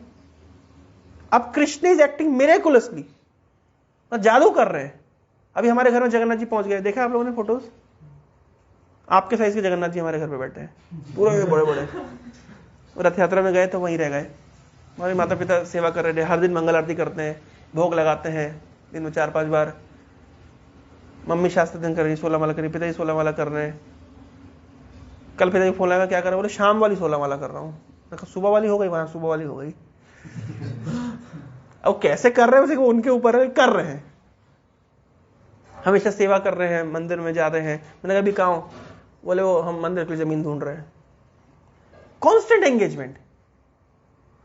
मम्मी एक दिन फोन करके बोलती ये वाला श्लोक कहां मिलेगा, वो फोटो खींच के मेरे को श्लोक, बोले भक्ति रसामृत सिंधु का 1.1.1 श्लोक कौन सा है। मैंने कहा अन्ना बिलासिता शून्य ज्ञान। बोले कहां मिलेगा, मैंने कहा फिर मैं फोटो खींच के भेजो। पॉइंट मैं बताना चाह रहा हूं, आप समझ रहे हैं क्या मैं बोलना चाह रहा हूं। मैं बोलना चाह रहा हूं कि मेरे माता पिता तो फेवरेबल नहीं थे पहले, अब वो भक्ति रसामृत सिंधु का 1.1.3 श्लोक नंबर कौन सा है वो मेरे से मम्मी पूछ रही है, पर मुझे याद करना है। वाह, हमारे घर में पहले सब कुछ होता था, प्याले से सब खाते थे, अभी तो भगवान का प्रसाद ही होता है केवल। ये चेंज कैसे आया, ट्रांसफॉर्मेशन कैसे आया? कृष्णा रेसिप्रोकेट करते भाई। मैं स्ट्रांग, बस मेरा एक क्रेडिट ये है कि मैं स्ट्रांग बना रहा, कि मेरे को करना ही है, कि मुझे करना ही है। अगर वो मेरे साथ कोऑर्डिनेट करेंगे, कोऑपरेट करेंगे तो बहुत अच्छी बात है, नहीं करेंगे तो मैं चला। अब पॉइंट समझ रहे हैं? अब लेकिन तो मैं स्ट्रांग रहा और कृष्ण ने एक्ट किया। मेरे माता पिता भी बहुत जल्दी से कन्विंस हो गए, ना केवल कन्विंस हुए, वो बहुत प्रोडक्टिव है कृष्ण कॉन्शियस में। मेरे पिताजी तो भारी, मतलब he is always active in serving. मौके ढूंढते कि कैसे मैं नए नए प्रोजेक्ट करूं भगवान की सेवा के लिए, कैसे मैं भक्तों की मदद करूं, क्या कर सकता हूं मैं। He is always ready. Mummy हमारी भगवान की ड्रेस बना रही हैं, रथ यात्रा के लिए कैनोपीज बनाती हैं, शास्त्र अध्ययन करती हैं, प्रीचिंग करती हैं, बुक डिस्ट्रीब्यूशन में जाती हैं, सब कर रही हैं। मैं समझता इससे बेटर उनका जीवन नहीं हो सकता। वो आनंद देते, मैं आनंद देता हूं। और जो लोग बोलते हैं कि ब्रह्मचर्य का माता पिता के संबंध नहीं, संपर्क नहीं होता, झूठ बात है। दिन में 4 बार तो पिताजी से मेरी बात होती है।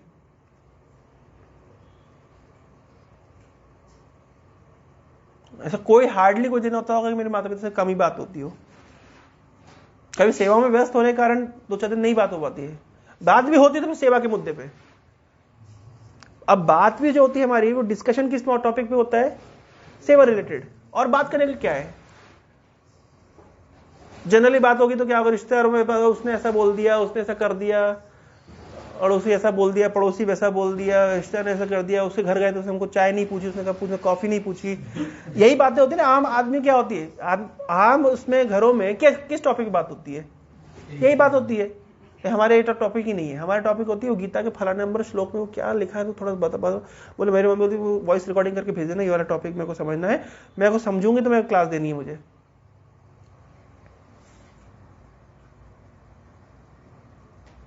आप समझ रहे किस लेवल ऑफ डिस्कशन से, अभी किस लेवल ऑफ डिस्कशन पहुंच गए।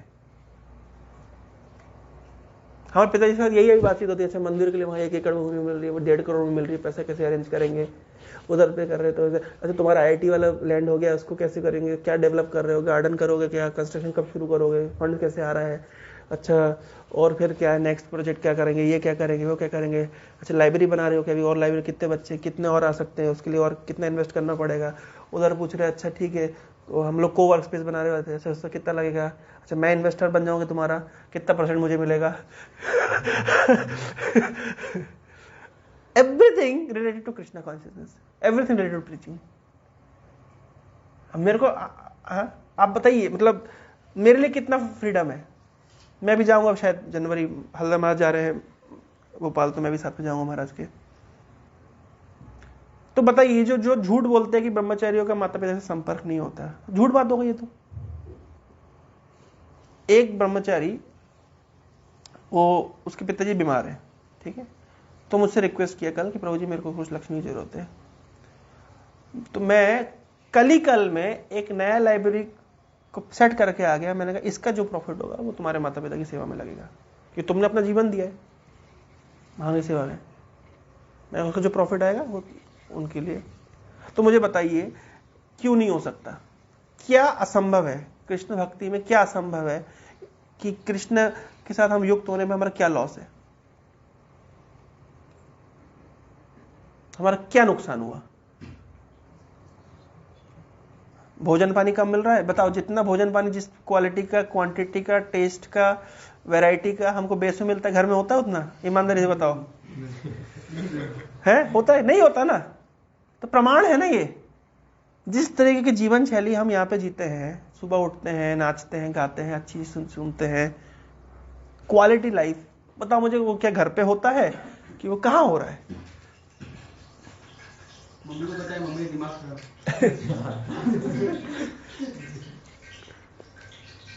मतलब ऐसा कौन सा दिन है मुझे बताइए इस्कॉन में नहीं होता? बेस में हर 2-4 दिन में पनीर मिलता है, हर 2-4 दिन में फीस्ट होती है। मैं बांग्लादेश गया, प्रभु यकीन मानिए कम से कम 30-35 आइटम से कम खिलाते नहीं है। कम से कम 30 से 35 आइटम, और फिर इसका स्वीट 4-5 प्रकार की, वो अलग।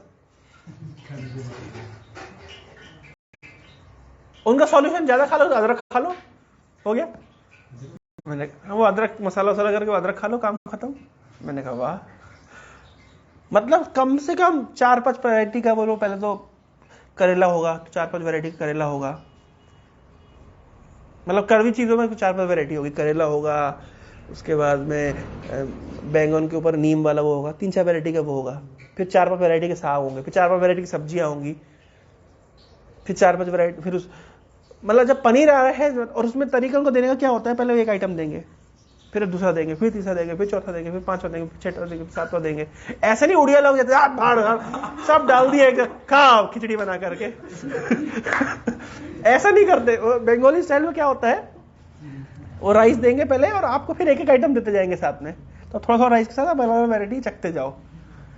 और आप ये नहीं बोल सकते ये मुझे अच्छा लगा तो सेकंड टाइम दो, सेकंड टाइम आने का ऑप्शन नहीं मिलेगा। कि मान लो आपको आपको 16वीं आइटम अच्छी लगी, 16वीं आइटम अच्छी लगी तो आप नेक्स्ट 16 तो जब तक जाओगे इसको मांग, पुराना 16 ये इसको मांगने तो पेट भर चुका होगा आपका। जब पनीर आएगा तो समझने लगे ये 75% हो गया है, अब पनीर आ रहा है। और लास्ट में देते दाल। ये उनका style of, Vaishnava style of, मतलब वो बंगाली स्टाइल ऑफ सर्विंग है। उसके बाद स्वीट शुरू करेंगे तो स्वीट्स का फिर वैरायटी लेके आएंगे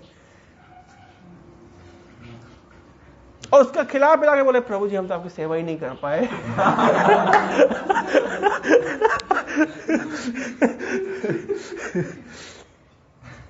मुझे बताइए इतना, आप पॉइंट समझिए कि क्या लॉस है कृष्णा कॉन्शियसनेस में, क्या नहीं है भगवान का भजन करने से मिलता।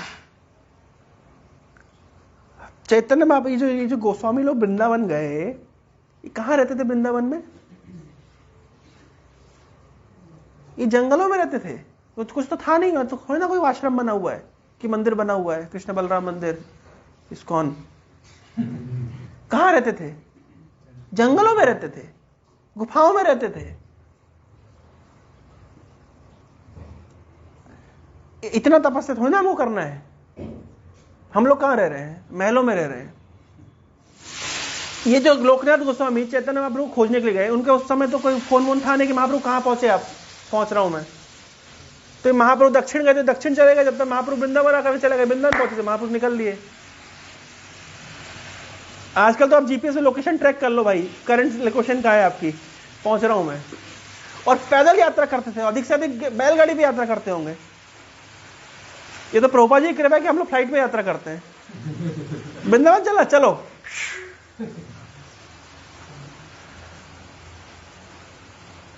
भगवान कृष्ण ने श्रील प्रभुपाद को कहा कि तुम जाओ और ग्रंथ लिखो और कृष्ण भक्ति प्रचार प्रसार करो। प्रभुपाद ने मना कर दिया, बोले मैं नहीं जाऊंगा। प्रभुपाद जी ने कृष्ण को मना कर दिया, मैं नहीं जाऊंगा। क्यों नहीं जाओगे? बोले मैं गोस्वामियों की तरह में वृंदावन में एक पेड़ के नीचे आज एक रात, दूसरे पेड़ के नीचे दूसरी रात, तीसरे पेड़ के नीचे तीसरी रात, मैं ऐसे नहीं रह सकता। रघुनाथ दास गोस्वामी ऐसे 1-2 छाछ पी करके रह जाते थे 2-2 दिन में एक बार। बोले मैं इतनी तपस्या नहीं कर सकता। तो भगवान कृष्ण ने पता क्या बोला प्रभुपाद जी को? भगवान कृष्ण ने कहा तुम चिंता मत करो, तुम जाओ, मैं तुम्हारे लिए मार्बल के महल बनवाऊंगा। तुम जब है, और रही बात खाने पीने की, तुम्हें हर बार 56 भोग मिलेगा, उससे कम नहीं मिलेगा। तो तुम जाओ ग्रंथ लिखो। तो प्रभुपाद जी ने कहा पक्का? पक्का। और बोले इतना ही नहीं, केवल तुमको ही नहीं मिलेगा, तुम्हारी पूरी जो पीढ़ी आएगी, generations by after generations, ISKCON में जो भी भक्त आएंगे बोले सारे वो महलों में रहेंगे, वो 56 भोग खाएंगे, वो फ्लाइट पे ट्रेवल करेंगे, वो अच्छा कपड़ा पहनेंगे, कारों में घूमेंगे, अच्छी लाइफस्टाइल जिएंगे। तो देखिए प्रभुपाद जी को कृष्ण आश्वासन देकर भेज दिया, उसके बाद प्रभुपाद जी के बाद आप देख लीजिए सबको ये मिल रहा है फैसिलिटी की नहीं। उसके पहले प्रभुपाद जी के पहले के गोस्वामी लोग कैसे रहते थे आप ये देखिए, वृंदावन के गोस्वामी देख ही रहे ना आप, जंगल में रह रहे थे, थोड़ा ना हमको जंगल में रहना है। तो प्रभुपाद जी कितनी कृपा है हमारे ऊपर।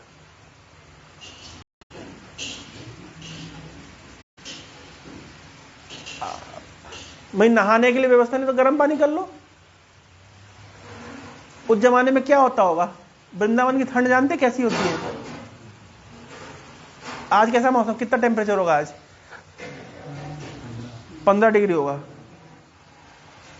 कितना है आज? ठंड है, 15 डिग्री के आसपास लग रहा है। वृंदावन में आज कितना होगा जानते हैं? 17 डिग्री है, 15-17। वहां पे कम से कम नहीं 2 डिग्री 3 डिग्री पे होता है। इमेजिन कर लीजिए उस जमाने में कोई रूम हीटर भी व्यवस्था नहीं थी, कोई गर्म पानी की व्यवस्था नहीं थी। उनको इतना टाइम होता होगा कि लकड़ी गर्म करके पहले पानी गर्म करे फिर नहाए। आप देखिए हमें कितनी सुविधा मिल रही है।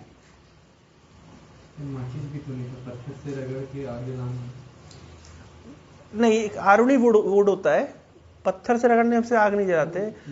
लकड़ी ऐसी रहती है, एक ऐसे उसमें ऐसे घुमाने से और थोड़ा घास रखने से आग पकड़ लेता है। माचिस नहीं थी मत बोलिए, माचिस कोई नया आविष्कार नहीं है, पुराना आविष्कार है। हो सकता है माचिस ठीक है ना होती हो, या होती भी होगी तो कोई आश्चर्य नहीं है। टेक्नोलॉजी नहीं थी ऐसा मत बोलिए, टेक्नोलॉजी उस जमाने में बहुत थी। एक्चुअली कंस्ट्रक्शन साइट में तो ज्यादा टेक्नोलॉजी थी। आप देखिए जो ताजमहल उस जमाने में बना है, कि गोविंद जी के मंदिर जमाने में, आज हमारे जैसे हजारों इंजीनियर भी लग जाएंगे, बना पाएंगे? नहीं बना पाएंगे ना। टेक्नोलॉजी तो उस जमाने में थी और बहुत सोफिस्टिकेटेड टेक्नोलॉजी थी। तो मैं बताना चाह रहा हूं कि आज हमें उतनी तपस्या नहीं करनी जितने हमारे पूर्ववर्ती आचार्यों ने तपस्या करी है। आज तो हम एक कंफर्टेबल लाइफस्टाइल जी के भी भजन कर सकते हैं और कर रहे हैं। इतना होने पे भी नहीं करेंगे तो फिर धिक्कार है, फिर थू है। समझ रहे ना हमारी तपस्या क्या है? मैं बार बार, प्रभुपाद जी ने कहा केवल 4 रेगुलेटरी प्रिंसिपल, 16 माला जप करो। और तपस्या है क्या हमारी? 16 माला जप करने के लिए एक ही तपस्या लगती है कि आपको अपने टाइम को थोड़ा मैनेज करना पड़ता है कि आपकी माला हो जाए। That's all. आपको अपने स्केड्यूल को इस तरह मैनेज करना है कि आप यू गेट सफिशिएंट टाइम। वो बेस्ट है कि आप रात सुबह जल्दी अगर उठ सकते हैं तो आप 16 माला कर सकते हैं। इतनी सी बात है। बहुत बड़ा तप हमको कोई बहुत बड़ी साधना नहीं है हमारे लिए। हम नहीं कर पाते इसका मतलब क्यों नहीं कर रहे कि हमारा टाइम मैनेज नहीं। That's all. हमारा भजन में हमको समय इसलिए नहीं मिल रहा है क्योंकि हम लोग का एक तो डिटर्मिनेशन कमजोर है और टाइम हम मैनेज नहीं कर रहे। That's all. थोड़ा डिटर्मिनेशन लेवल बढ़ा दें, थोड़ा टाइम को मैनेज कर ले, आपको कैसे समय नहीं मिलेगा देखिए। तो हमारे गोस्वामी ने बहुत तप किया है, उतनी तपस्या हमको करनी है नहीं। क्या टाइम हो गया भाई? क्लास टाइम हो गया ना, सॉरी। मैं यार ये चैप्टर में आगे नहीं बढ़ पा रहा हूं। हमारे श्रोता लोग, ऑनलाइन श्रोता लोग बोलेंगे कि आप सेमिनार करें गोस्वामी तो वृंदावन के ऊपर, वो टॉपिक तो छेड़ते ही नहीं है। वो महाप्रभु की तरह दक्षिण भारत यात्रा कर रहे हैं, कभी कभी पश्चिम भारत यात्रा कर रहे हैं, कभी पूर्वी भारत यात्रा कर रहे हैं, लेकिन वो टॉपिक पे नहीं पहुंच रहे, वृंदावन नहीं पहुंच पा रहे। इसी प्रकार चैतन्य महाप्रभु एक बार वृंदावन के लिए निकले थे तो हजारों लोग उनके पीछे चलने लगे। तो महाप्रभु ने कहा इतने हजार लोग लेके वृंदावन जाऊंगा क्या? तो फिर महाप्रभु रामकेली से वापस आ गए। रामकेली में सनातन गोस्वामी, रूप गोस्वामी से मिले। उस समय वो साकर मलिक दबीर खास प्राइम मिनिस्टर और फाइनेंस मिनिस्टर थे हुसैन शाह के राज्य में। तो उनसे मिलकर के महाप्रभु वापस आ गए। तो फर्स्ट अटेम्प्ट महाप्रभु का वृंदावन जाने का क्लियर नहीं हुआ। एक्चुअली फर्स्ट अटेम्प्ट वृंदावन जाने का था भी नहीं। फर्स्ट अटेम्प्ट तो रूप गोस्वामी सनातन गोस्वामी से मिलने का था। तो ये आएगा कि महाप्रभु कैसे मिले। तो रूप गोस्वामी सनातन गोस्वामी से मिले चैतन्य महाप्रभु, फिर बाद में उनको कन्विंस किए कि आप कन्विंस क्या किया, तो कन्विंस थे, बस बोले सही समय आने पर। पहले रूप गोस्वामी चैतन्य महाप्रभु को ज्वाइन किए, फिर सनातन गोस्वामी राजा के दरबार से भाग गए। कैसे कैसे भागे वो स्टोरीज में सुनाऊंगा आप लोगों को आने वाले कुछ सेशंस में। उसके बाद में चैतन्य महाप्रभु ने सनातन गोस्वामी, रूप गोस्वामी को वृंदावन भेजा। तो फिर बाद में जितने भी गोस्वामी, जब पहले कौन रहे थे, लोकनाथ गोस्वामी और भूगर गोस्वामी। इसके बाद सनातन रूप गोस्वामी पहुंचे, सनातन गोस्वामी पहुंचे, जीव गोस्वामी पहुंचे, गोपाल भट्ट गोस्वामी पहुंचे, रघुनाथ गोस्वामी, सब लोग फिर धीरे धीरे जाके वृंदावन पहुंचे। और वृंदावन पहुंचने के बाद में सबका थोड़ा थोड़ा कंट्रीब्यूशन ऐड होता गया। और आखिरी में एक आए नारायण भट्ट गोस्वामी। ये दक्षिण भारत से आए थे, मदुरई में इनका जन्म हुआ था। मदुरई जानते हैं? मदुरई मीनाक्षी टेम्पल, मदुरई में इनका जन्म हुआ था, नारायण भट्ट गोस्वामी। नारायण भट्ट गोस्वामी ने फिर उनके एक डीटी का नाम था, है ना, लाडले, ऐसा कुछ नाम था उनका डीटी का, बाल गोपाल। तो वो उनके साथ रेसिप्रोकेट करते थे भगवान। तो वो बाल गोपाल को लेकर के जाते थे। उनका तीर्थ उद्धार का बहुत सिंपल तरीका था। वो अपने बाल गोपाल डीटी को लेके जाते थे, बाल गोपाल ये है पूरा करके उन्होंने सबसे अधिक तीर्थों को मतलब खोज लिया। तो मैं बस तीर्थों का नाम बता रहा हूं कि किन किन तीर्थों को उन्होंने खोजा, तो आपको समझ आएगा कि उनका क्या कंट्रीब्यूशन है। मानसी गंगा, कुसुम सरोवर, गोविंद कुंड, चंद्र सरोवर, ये सब गोवर्धन में है। पूतना खल, है ना, बाल क्रीड़ा स्थल और रमण वन इन गोकुल, रासस्थली इन वृंदावन, भानुखोर, प्रिया कुंड, पिली पोखर, दानगढ़, मानगढ़, विलासगढ़, उसके बाद में ये सब बरसाना में, है ना। उसके बाद देहकुंड, त्रिवेणी, उच्चग्राम, गया कुंड, काशी कुंड, विमल सरोवर, कुरुक्षेत्र, पंचतीर्थ, धर्मकुंड, 84 खंबा, ये सब वृंदावन में जाएंगे सब देखने को मिलेगा। चीर घाट, नंद घाट, विरहवन, चरण पहाड़ी देखा है आप लोगों ने? मैं फोटो दिखा दूंगा आपको। भगवान कृष्ण के पैरों का चिन्ह है वहां पे। एक पैर का चिन्ह है और एक उन्होंने लाठी रखी थी गाय को ये करने की, तो लाठी का चिन्ह है, पैर का चिन्ह है, चरण पहाड़ी। ये सब खोजा नारायण भट्ट गोस्वामी ने। ऐसा करके बहुत सारे एक साथ, मतलब बहुत उनको ये सब चीजें वहां पे विलुप्त थी, आप नहीं जानते थे। दानगढ़, मानगढ़, ये सब गोवर्धन, ये सब बरसाना में है।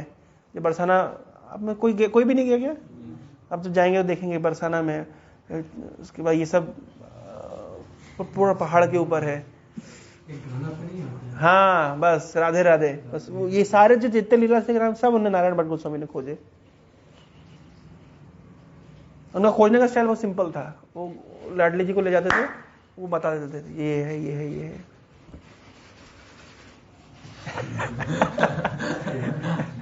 लेकिन स्टार्ट कहां से हुआ था? लोकनाथ गोस्वामी से। देखिए क्या एडप्ट करते गए। चैतन्य महाप्रभु खुद खोजे थे राधा कुंड की खोज तो महाप्रभु खुद किए थे। चैतन्य महाप्रभु गोवर्धन की तलहटी पे एक धान के खेत में एक छोटा सा कुंड जैसा था, वहां स्नान किए और बताया कि ये राधा कुंड है। और आप पूछो क्या प्रमाण है? भाई चैतन्य महाप्रभु बोले यही प्रमाण है, ये राधा कुंड है, इसके पास में श्याम कुंड है। तो राधा कुंड का जो आविर्भाव हुआ, जो प्रकट्य हुआ, जो महापुरुष जिन्होंने खोजे, वो था बहुलाष्टमी। कार्तिक महीने के 7वें 8वें दिन आता है बहुलाष्टमी। उस दिन चैतन्य महाप्रभु एग्जैक्टली राधा कुंड को खोजे थे। हमारे ग्रैंडफादर एक्सपायर किए थे 2 साल पहले, उसी दिन बहुलाष्टमी के दिन सब वैष्णव लोग कीर्तन कर रहे थे और भक्ति पे महाराज चरणामृत दिए और भगवान का प्रसाद दिए, वो शरीर त्यागे थे बहुलाष्टमी के दिन। तो उस दिन बहुलाष्टमी क्यों फेमस है? क्योंकि राधा कुंड, उस दिन राधा कुंड को चैतन्य वो खोजे। एक्चुअली राधा कुंड का आविर्भाव तो अलग समय हुआ, इसको राधा कुंड का आविर्भाव के नाम से जाना जाता है, लेकिन एग्जैक्टली वो डेट है जिस दिन चैतन्य आपको खोजे थे बहुलाष्टमी के दिन में। महाप्रभु बोले ना, महाप्रभु बोल दिए तो कैसे? ये लाडली जी बोले ये है तो हम मान लिए ना।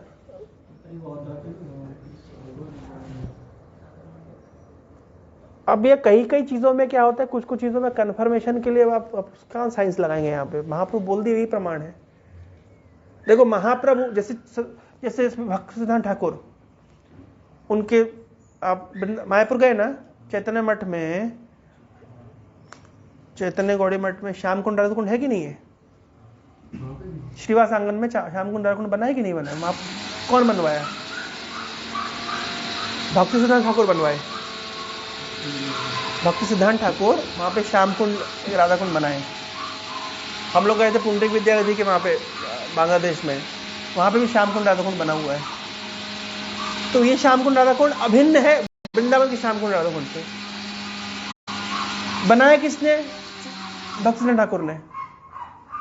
कैसे पता चलेगा अभिन्न है? अरे वही वो वैष्णव बता रहा है अभिन्न है, मतलब अभिन्न है, दैट्स ऑल। ये स्थान जिसमें अभी हम बैठे हैं ये वृंदावन से अभिन्न है। यहां पे भगवान है, क्या प्रमाण है? यहां भगवान है, क्या प्रमाण है? मैंने बताया नहीं, नारद मुनि कह रहे हैं ना हम तिष्ठामि वैकुंठे योगिना हृदयेषु मद भक्त जत्र गायत्री तत्र तिष्ठामि नारदा। जिस जगह पे मेरा कीर्तन होता है, मेरा कथा होती है, मैं वहां हूं, बस वहां है। शास्त्रों में लिखा गया है कि जिस स्थान में हरि कीर्तन हो रहा है, हरि कथा हो रही है, वो स्थान वृंदावन से अभिन्न है। तो ये स्थान वृंदावन से अभिन्न है। अब आप बोले नहीं प्रभु जी वृंदावन से अभिन्न नहीं है, मतलब भिन्न है। बोले कैसे? बोले यहां वृंदावन वाली कचौड़ियां नहीं मिलती। तो वृंदावन कचौड़ी के लिए जा रहा आदमी, वृंदावन जा रहा है कथा कीर्तन के लिए, वो तो यहां भी मिल रहा है। तो जिसको वृंदावन नहीं दिख रहा है यहां पे, क्योंकि वो कथा कीर्तन नहीं देख रहा है, वो क्या देख रहा है? कचौड़ी। पॉइंट समझ रहे? और मथुरा के पेड़े, आप समझ रहे? उसको मथुरा के पेड़े की प्रायोरिटी, इसलिए उसको यहां वृंदावन नहीं दिख रहा। नहीं तो वृंदावन तो यहां भी है। ट्विस्ट है, स्टोरी में थोड़ा सा ट्विस्ट है, लेकिन समझना पड़ेगा। ये भक्त, इसको कहते हैं प्रेम अंजन, प्रेम के अंजन से देखना पड़ेगा, भक्ति के अंजन से देखना पड़ेगा। तो चैतन्य बाबू बोल दिए ये राधा कुंड है, बात खत्म।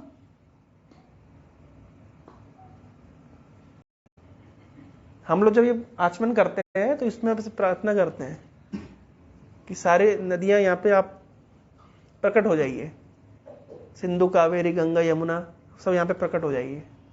मंत्र के माध्यम से प्रकट करा लेते हैं। तो that water is as good as वो तीर्थ का जल। क्या प्रमाण है? एक प्रमाण नहीं है, पर इफेक्ट करेगा, यह प्रमाण है। भक्ति बढ़ाएगा आपकी। ये जो नॉर्मल स्नान करते हैं, अगर इस समय भी अगर मंत्र उच्चारण करें तो वो भी गंगा जल हो जाता है। क्या प्रमाण है? बीमारी ठीक करेगा। तो बीमारी गंगा जल के बीमारी ठीक करने के लिए, भक्ति बढ़ाने के लिए, भक्ति बढ़ेगी। समझ रहे? हरे कृष्णा कृष्णा कृष्णा हरे हरे, हरे राम राम राम हरे हरे। शिल प्रभुपाद की जय।